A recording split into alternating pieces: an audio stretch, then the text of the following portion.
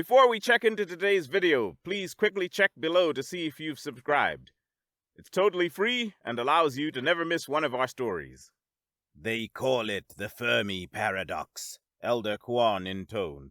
The elder was a Klaxian, but most other species referred to them as the Greys. He was lean and tall, with a head that looked too big for his body. He had no hair, big black eyes, and a thin, lipless mouth. "Who calls it that?" Dren demanded. Dren was also a Grey. He'd just returned from a survey mission. His excitement at sharing his findings was rapidly turning to anger. "The Dirtlings," said the elder. "The sapients on the world you found. They call it the Fermi paradox." "What is the Fermi paradox?" asked Dren. The elder leaned back in his hover chair. He was one of 3 elders. All 3 were seated behind a table in the center of the star chamber. Dren stood before them. He'd been summoned to the chamber mere minutes after landing his ship. If that wasn't strange enough, the star chamber was empty. It was just him and the triumvirate of elders. "The Fermi paradox is a paradox," Elder Kwan explained.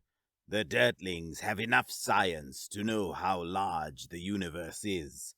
Knowing its size, they've realized it should contain other worlds that bear life. Knowing there should be other worlds that bear life, they must assume there are other sapient species." "There are other sapient species," Dren pointed out. "We're one of them." "Yes, but the humans do not know it," the elder continued. "They've seen no signs, no transmissions, no evidence that they are not alone in the universe. That is why it is a paradox. Their reason suggests there must be intelligent life, but none has been found." "The motherlings have been searching for us for a long time," Elder Voon explained. "For us specifically, though they do not know it." "Dirtlings?" Dren asked. "Motherlings? Why are you calling them that?" "Most of their cultures referred to their planet using some variation of the word Earth," Elder Civ told him. She was a female, not that anyone who was not a Grey could tell the difference. "It's their word for dirt. The rest of them use words like Prithvi or Gaia, variations of mother, usually in the context of a deity." "Why don't you just call them humans?" asked the younger Grey.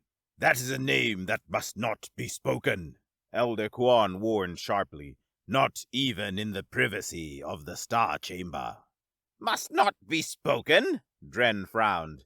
"Elders, you speak as if you already know of these people, and as if I shouldn't." Dren was not normally apprehensive in the presence of the elders. The triumvirate went out of its way to be approachable. Dren had been taught at a young age that the elders were to be respected, but never feared. They led the Greys as parents lead their young, with love and responsibility. Now he was meeting them in secret. They were speaking in riddles. This was not the way. This was not what the elders were supposed to be. Dren caught himself fidgeting. He was nervous and a little angry.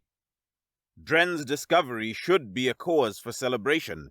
The universe was a wondrous place, but it was so big even the Greys struggled to comprehend it. Life itself was not uncommon, but it was spread through such great and random distances that finding it was rare. Finding sapient life was even rarer. Dren had discovered a whole world, billions of sapient people that were calling out, hoping to meet travelers from the stars, travelers like Dren. "The name must not be spoken, Dren," Elder Kwan repeated. "You are correct. We do know of the Dirtlings. You are also correct that you should not know. No one should." "Why not?" asked Dren. "I admit they seem a little violent." "Violent?" Elder Civ snorted. "Have you not seen what the motherlings do to each other? How they turn everything they find into a weapon?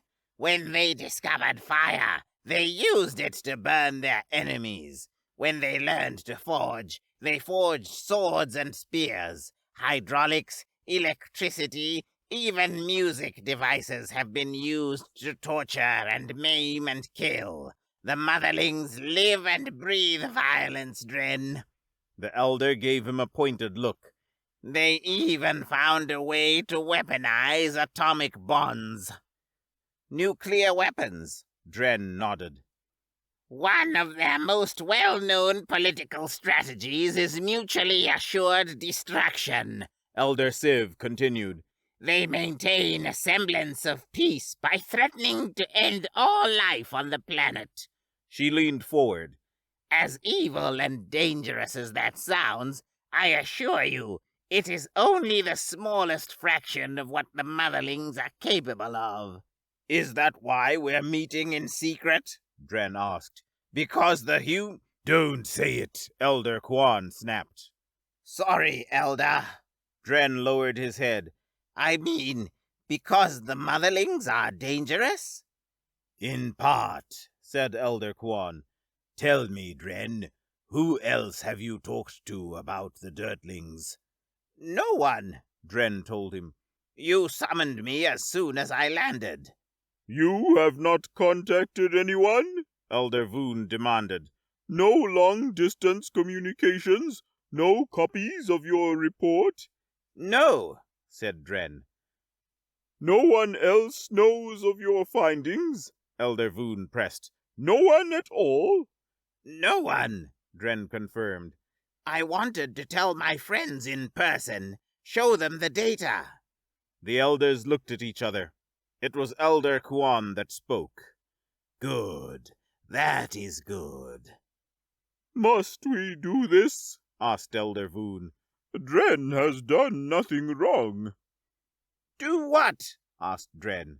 He was suddenly keenly aware that he was unarmed. The elders were not. He'd never seen them carry weapons before. Dren's ray gun was still on his ship. He hadn't thought he'd need it. Elder Voon's regretful look and Elder Quan's grim determination made him wonder if he'd been wrong. It must be done, Elder Civ told Voon. Sometimes the few must be sacrificed for the many. Sacrificed? Dren stared at them in alarm. The revered elders, the triumvirate that had cared for the Greys for 100 lifetimes, were going to murder him. It was surreal. He'd never imagined they would consider such a thing. It was also an immediate threat. Dren's training kicked in. He immediately rejected the idea of attack. The elders were 5 meters away. He might close the distance before they shot him. He might not. He definitely couldn't hope to overpower one elder and shoot the other 2 before a ray gun turned him to ash. The elders were old, but they were not feeble. Even if he could, attacking the triumvirate was not an option. Harming an elder was unthinkable. Escape wasn't likely either. The star chamber had 5 entrances, but the closest was 20 meters away. The doors were also locked. Perhaps Dren could run to one of the seating areas. Use the chairs for cover? No, that might buy him a few seconds, but it would put him even further from the exits. Dren thought furiously, grappling with the confusion of it all while he tried to come up with a way to stay alive. Elder Quan pulled out his ray gun. His voice was mournful. I'm sorry, young Dren. You were one of our best explorers, and an exemplary Grey. You will be missed. My emergency copy! Dren shouted. Elder Quan paused. Your what? My emergency copy, Dren lied. I was so excited when I found He cleared his throat. I was so excited when I found the Dirtlings. I didn't want my report to be lost. There's a copy in the ship's computer. The computer will transmit it if I die or if the ship takes significant damage. Transmit to who? Asked Elder Civ. Everyone! Dren cried out. Then he blinked and shook his head. I mean, not literally everyone, just you and the exploration department, and my friends and family. Dren was talking too fast, breathing too hard. A lot can happen in space. I wanted to be prepared. He's lying, said Elder Civ. Most likely, Elder Voon agreed. But are we sure we want to take the chance? Killing young Dren is bad enough, said Elder Quan. I'd rather not have to kill his friends and family as well. He put his ray gun away. Or his colleagues, for that matter. The secret must be kept, Elder Civ pointed out. I know. Elder Voon steepled his fingers and leaned back in his chair. That's why we will send someone to wipe Dren's computers and recycle his ship. He sighed and stood. I will go and make the arrangements. Elder Quan pulled his ray gun back out. Stay where you are, young Dren. It would be unfortunate if I had to vaporize your legs. We really are sorry, said Elder Civ. Why are you doing this? Dren demanded. Why kill me or my ship? Elder Voon walked towards the entrance behind him. Elder Quan answered. The Dirtlings were never meant to be found, Dren. They are an existential threat. They're not even spacefaring, Dren shouted. They are an existential threat, Quan repeated. Even knowledge of their existence can be the death of a species. What? Dren scowled at the elders. That doesn't even make sense. It is true nonetheless, said Elder Civ. Her eyes softened. You know us, Dren. Have we ever been unkind? Irresponsible? Do you really think we'd take your life without good cause? You're planning to kill me for a secret, Dren spat out. I don't know you at all. Elder, no. These were no elders to Dren. Civ flinched. Quan spoke. I understand your anger, Dren. You are right. This is not the way. He shook his head, but his eyes never left the younger gray. His ray gun did not waver. Nor is this the first time we've resorted to murder to keep this secret. I don't expect you to understand, or accept it. Just know that we would not be doing this if the survival of our species was not at stake. What does that even mean? Dren glared at Quan. It is better you do not know, Quan told him. Better I don't know? Dren was shouting now. I trusted you! I looked up to the elders for my entire void-damned life! Now you're going to kill me and I don't get to know why? The elders looked at each other. Civ spoke. Do you know why we three act as the triumvirate?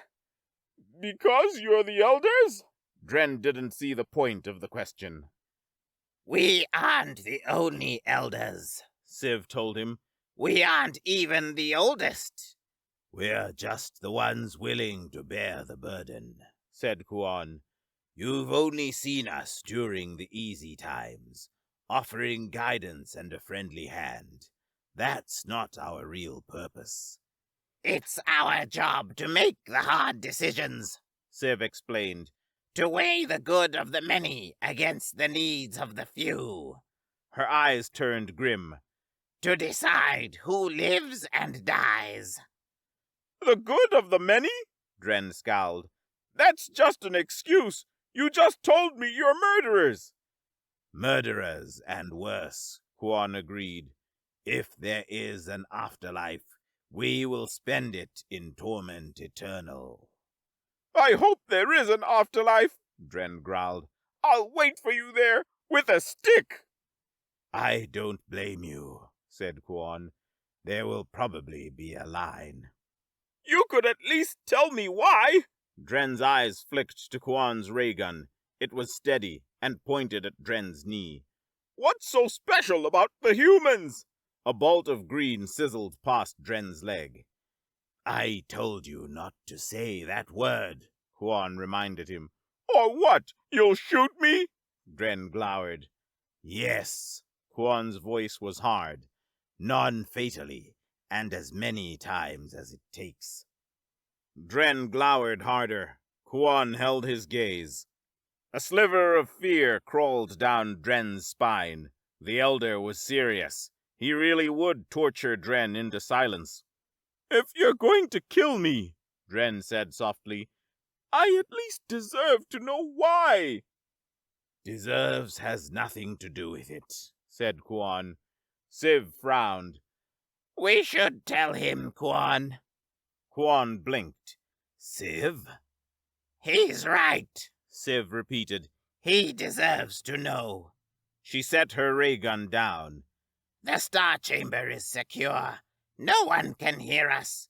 We should tell him. Deserves has nothing to do with it, Kuan repeated. For just a moment, his eyes darted to the other elder. They were back on Dren before he could think to make a move. Kuan sighed. It's a big risk, Siv. Not that big, said Siv. Dren has already said the word. If the others are listening, then they already know. Kuan's nod was slow and grim. And we're all dead anyway. He let out a breath. Fine. Tell him the tale. Siv nodded. She closed her eyes and took a deep, sad breath. She let it out. She began to speak. You were taught that we are peaceful explorers, lovers of life and science. It is true now, but it was not always so. Long ago, so long even I barely remember, the Grey Ones were a scourge. We still explored, still sought knowledge. We traveled the stars searching for sapient life, but it was not for friendship. We were conquerors, Dren, slavers, destroyers of worlds. Dren frowned at her. That can't be right. Destroyers of worlds? We would never do such a thing. We were not the only ones, Siv continued. Many species traveled as we did, conquered and warred as we did. Everyone was fighting and taking what they could. Entire species were enslaved or extinguished. Some of them fell to us. We told ourselves it was a matter of survival. We spread and advanced ourselves as far and fast as we could. To do less was to risk extinction. The stars are unforgiving. No, Dren denied. That can't be. Our histories never mentioned anything like that. History is just stories we tell about the past, Dren, Kuan said quietly. Most of those stories are lies. The truth was too painful to share. Why are you telling me this? Asked Dren. What does this have to do with the Dirtlings? To understand what happened, you must understand what we were when we found them, Kuan explained. It wasn't something to be proud of. Siv continued. After millennia of warfare, our people found themselves in an alliance. First with the Drachnai, then the Tivians. Over a handful of centuries, the alliance expanded, until we were 14 species strong. The Galactic Alliance? Dren asked. That's how it started? Yes. Siv picked up her ray gun, idly fondling the barrel. The Alliance gave us a semblance of safety, but it did not change our ways. Instead of just Grey Ones spreading and conquering, our allied nations spread and conquered together. That was how it was when we found planet Dirt. Kuan took up the tale. A bountiful world, rich in resources. The Dirtlings were young and primitive. There was some debate over which of us would take the planet. It was the most valuable world we'd found in decades, said Siv.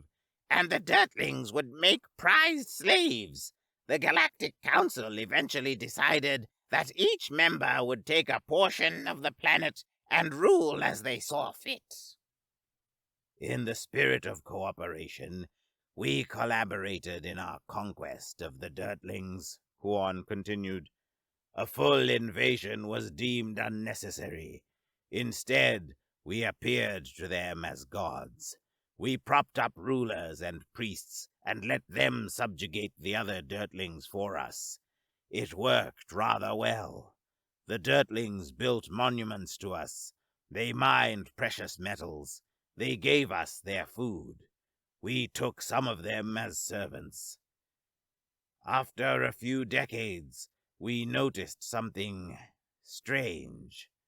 The dirtlings were copying our technology. Simple things at first. Lights, batteries.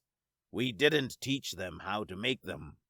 The humans saw us using a thing, and within a few decades, they figured out how to make a version of it themselves. Unsettling, Civ added. but we didn't take it seriously until they started experimenting with rockets, launching themselves into the sky. We weren't the only ones to notice, said Kuan. The Vryga decided to clamp down on the humans in their section of the world. Forbid technology. When they discovered some of the dirtlings experimenting anyway, they tried to make an example. We're not completely sure of the details, said Civ. There was an altercation. One of the Vryga was killed. The death of the Vryga galvanized the dirtlings, said Kuan. They decided the Vryga were false gods, pretenders. The dirtlings killed them all. He scowled. We'd never seen such a thing. The dirtlings didn't even have gunpowder yet.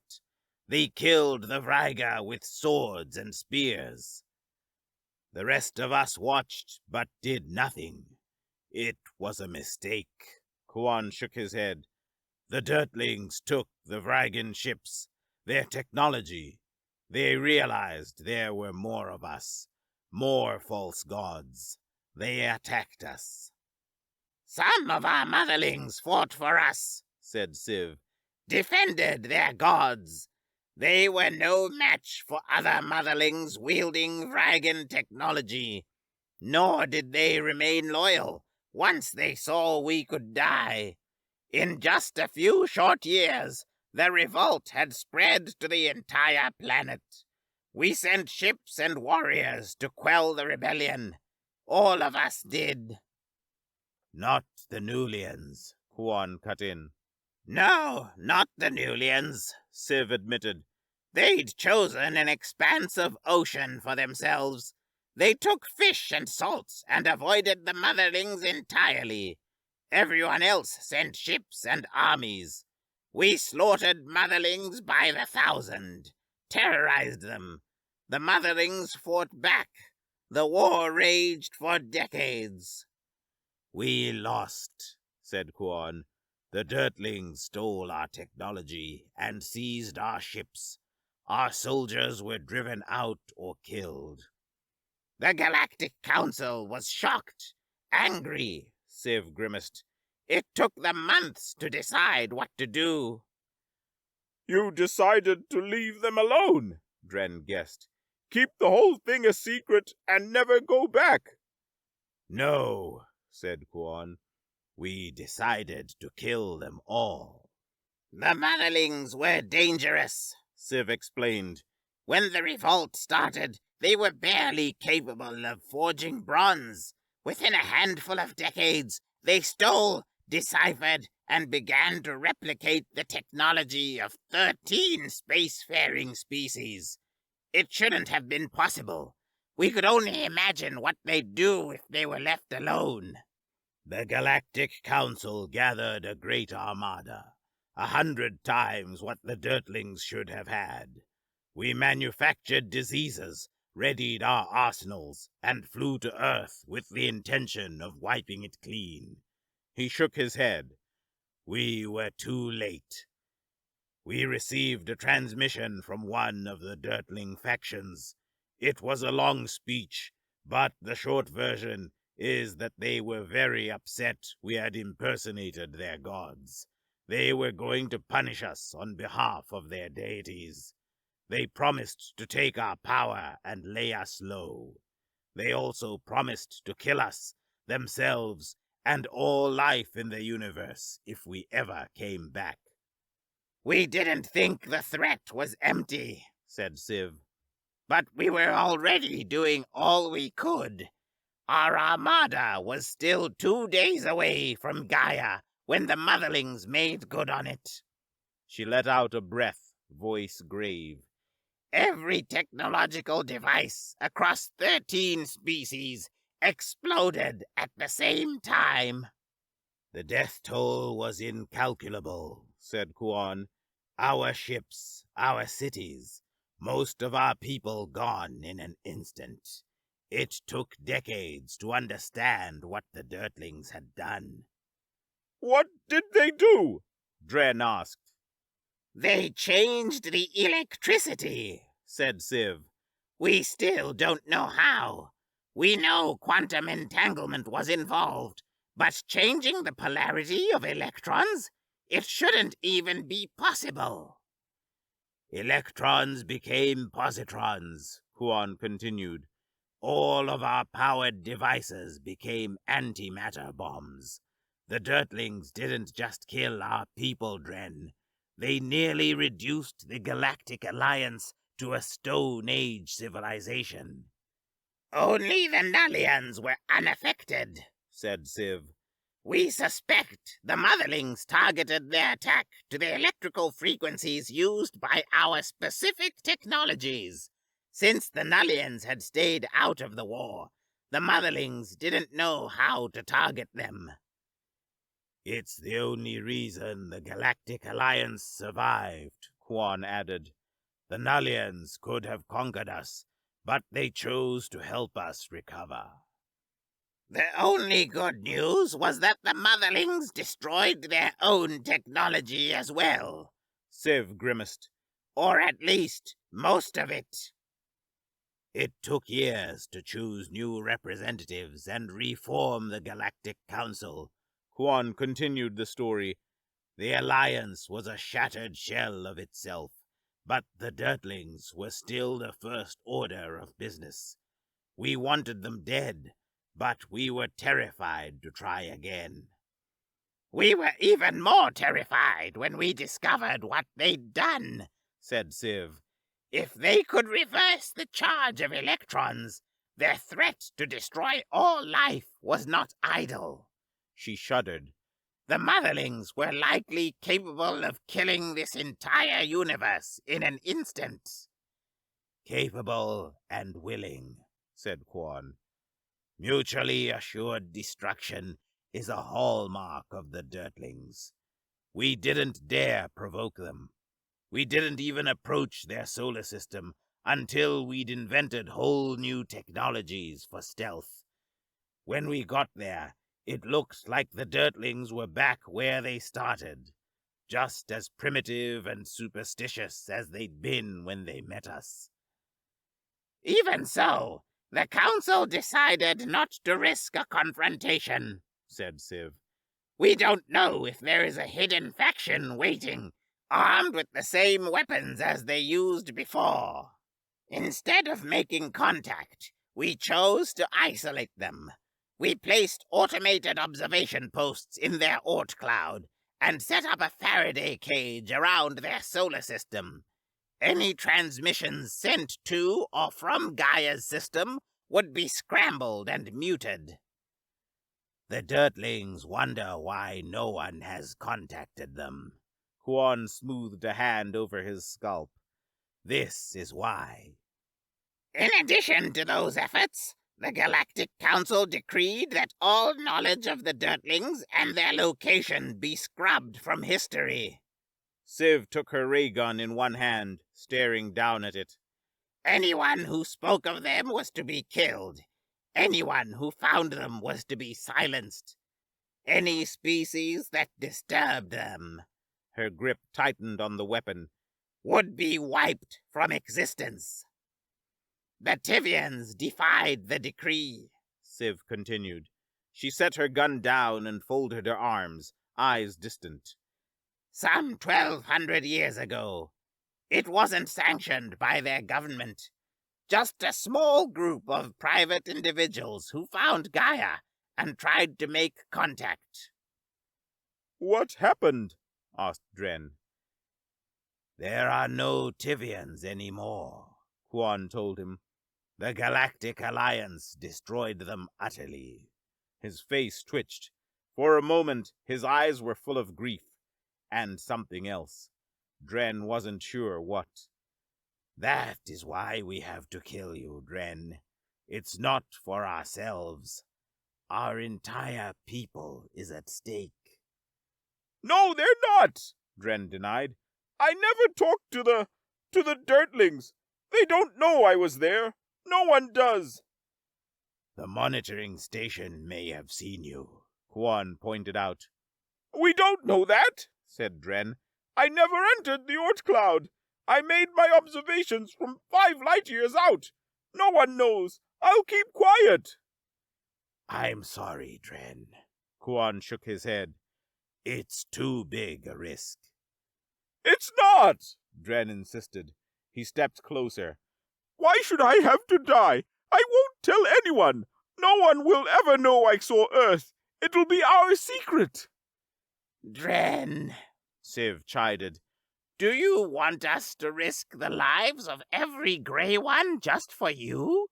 Do you want your friends to die in your place? Your family? No one has to die! Dren shouted, stepping closer yet again. Look! He pulled out his datapad, took another step. I'll show you! He typed into the pad quickly, then stepped forward. Quan's eyes narrowed, then went wide. Dren tossed the pad. It hit Quan in the face, sending his shot wide. Dren bolted forward, snatching the barrel of the Elder's ray gun. Civ stared at the both of them in shock. Quan was strong, but he'd been holding his arm straight out.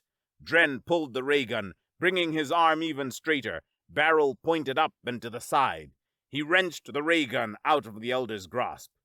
Civ started to reach for her own gun. Don't! Dren hissed. He stepped back, his purloined weapon pointed at her. Don't make me kill you! This is wrong, Dren, Quan told him calmly. This is not the way. Screw the way! Dren shouted at him. He moved quickly, snatching Civ's ray gun from the table. You lied to me, to all of us. Now you want to kill me to hide the truth? No! He pointed a gun at each of the elders. No! Yes, Quan agreed.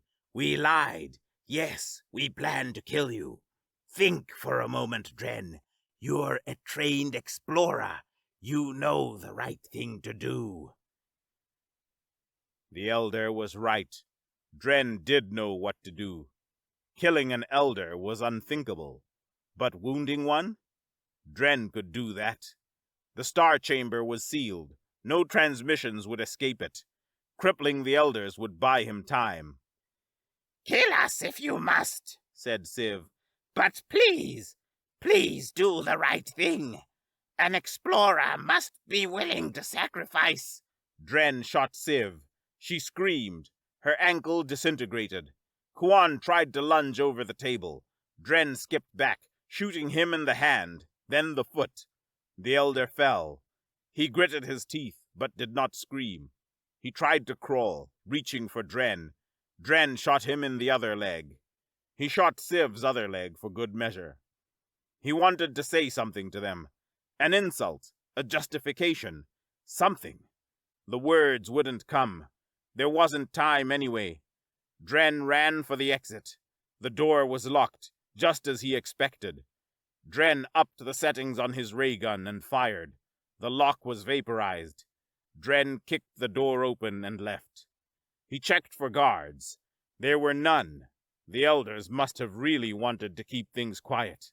Good. Now Dren needed to figure out where to go. His parents? His friends? No. Quan had already threatened to kill his loved ones. Dren believed he would follow through with that threat. No. There was only one thing to do. Dren ran. The landing bay wasn't far, just a couple of kilometers. There weren't many Grey Ones wandering around this late at night, but Dren took care not to get too close. He kept his ray guns tucked under one arm like a package. The ruse appeared to be working. The landing bay wasn't much to look at. It was less a facility and more a big flat stretch of ground. There were guards, but they recognized Dren and waved him through. He gave them the friendliest nod he could manage as he jogged to his ship. Once inside, Dren readied his ray guns. Elder Voon hadn't returned to the Star Chamber. If he'd only been issuing orders, he wouldn't have been gone for so long. Dren guessed he must have come to the ship. Voon was planning to wipe the computer records himself, rather than risk someone seeing them. Dren locked the airlock, then opened the control panel and disconnected 2 of the wires. He left the panel open. Dren didn't want guards boarding the ship, but he didn't want to accidentally trap Voon if the Elder was here. Next, Dren searched the ship. It didn't take long. Dren's ship was a basic saucer, 20 meters wide from end to end. It had a small bridge, a tiny kitchen, and a tinier living area. Dren checked the rooms, then the engine compartment. He was in luck. The ship was empty. Dren checked the computer. His records had been wiped. It looked like a factory reset. That was okay. Navigation would still work. Dren knew of a few inhabitable worlds. Young worlds. No sapience. He could stay on one. Dren charted a course and engaged the autopilot. Then he checked the ship once more. It was still empty. Dren let out a sigh. He set down his guns. Was he doing the right thing? He was an explorer. He had been trained to be curious and resourceful, to be hopeful and brave. Above all, he'd been trained to never endanger his people. If Dren found a danger, he was supposed to do everything in his power to keep it from finding the other Greys. Dren had found more than a danger. He'd become a danger himself. If the Galactic Council learned he'd found the humans... Dren shook his head. Elder Kuan had been right. He knew the right thing to do. The right thing was to die.